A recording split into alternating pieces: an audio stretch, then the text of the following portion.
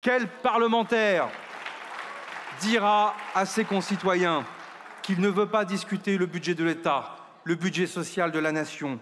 N'est-ce pas le cœur même de la fonction parlementaire? En renonçant au 49.3, il n'y a plus de prétexte pour une censure préalable. N'est-ce pas d'ailleurs ce que réclamait une grande partie de cette Assemblée? Je ne reprendrai pas ici les déclarations des uns et des autres. Vous le demandiez, c'est fait. J'avais promis une rupture, cela en est une. Les débats sur la fiscalité, sur le niveau des dépenses publiques, sur le déficit public, chaque parlementaire se prononcera. Les débats sur les moyens à allouer pour l'écologie, la sécurité, l'éducation, le logement, les collectivités locales, la culture, l'agriculture, nos services publics, chaque parlementaire s'en saisira. Cette fois, son vote dictera la copie finale. On verra la position de chacun sur la dette, les impôts, les dépenses, les économies. Chaque vote sera un acte. Le budget sera donc au cœur du débat. Alors, que contient ce budget initial? Une maîtrise des comptes publics qui réduira le déficit. Dans la copie proposée par le gouvernement, il est réduit à 4,7% du PIB contre 4,6% suite au retrait de la suppression des 12 jours fériés. Comme je l'ai déjà annoncé, dans tous les cas de figure, à la fin de la discussion budgétaire, ce déficit devra être à moins de 5% du PIB, car cet impératif de souveraineté s'impose à nous tous. Nous ne pouvons pas placer notre pays en dépendance durable de prêteurs étrangers. Et je ne serai pas le Premier ministre d'un dérapage des comptes publics. Aussi, dès 2025, nous aurons respecté les 5,4% de déficit prévus par mon prédécesseur.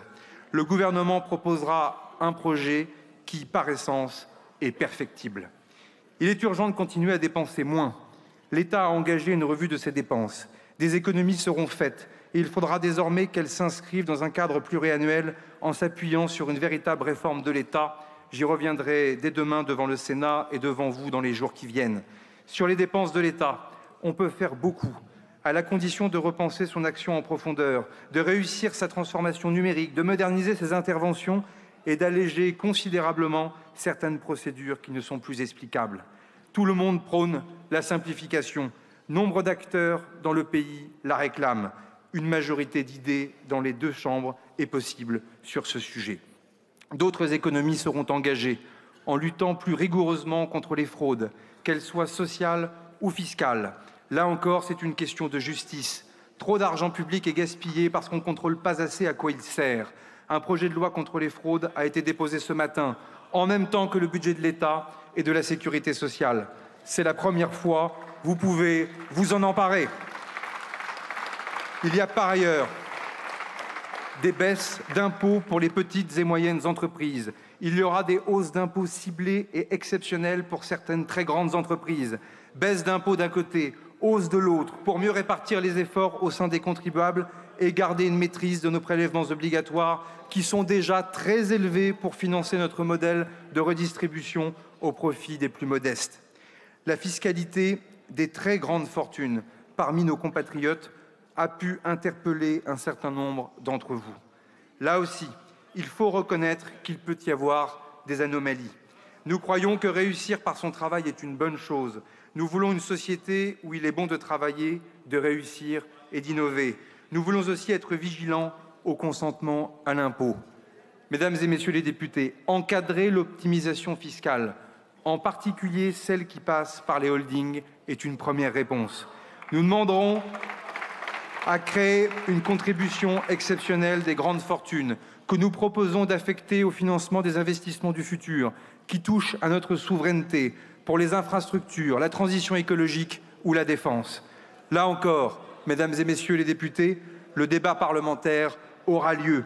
Il permettra à chacun de faire valoir ses arguments en ne perdant jamais de vue que derrière la fiscalité se pose la question du consentement à l'impôt, de la confiance et de la justice. Le débat fiscal doit être aussi un débat sur l'emploi et la croissance, raison pour laquelle je ne suis pas favorable à ce que le patrimoine professionnel soit touché. Je ne détaillerai pas les mesures fiscales maintenant. J'ai ouvert le débat sans tabou. Je vous exposerai moi-même, avec les ministres, les propositions que j'ai faites, les modifications que je soutiendrai et celles que je combattrai. Le gouvernement proposera, nous débattrons, vous voterez. Sans utilisation du 49.3, le gouvernement devra changer de méthode. Il faudra des discussions préalables, des compromis, le souci du détail et ne jamais refuser la technicité et l'âpreté du débat. La loi se fera ici, pas à Bercy. Je montrerai moi-même l'exemple en portant la discussion générale du budget de l'État et du budget de la sécurité sociale, ici même, dans les tout prochains jours. Une fois de plus, le gouvernement proposera, nous débattrons, vous voterez.